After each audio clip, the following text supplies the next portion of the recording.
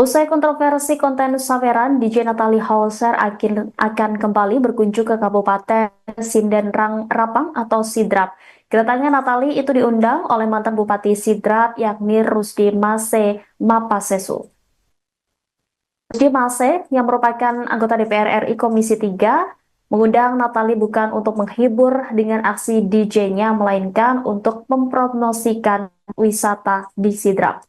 Undangan disampaikan Rusdi secara terbuka saat live TikTok bareng Natalie. Suami dari Wagub Sulsel itu pun mengatur jadwal yang bisa menghadirkan Natalie.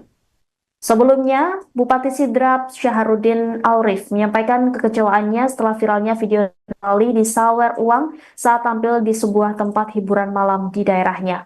Video itu dianggap mengganggu citra Kabupaten Sidrap yang selama ini dikenal sebagai daerah religius dengan banyak pondok pesantren dan ulama besar. Dia tidak ingin karena ulah segelintir orang sampai membuat nama baik Sidrap tercoreng.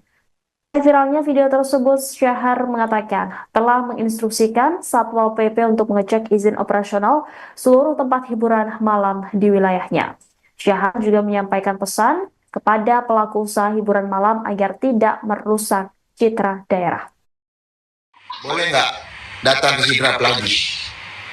Boleh Pak, mau dengan senang hati. Tapi tidak main. Tapi apa Pak?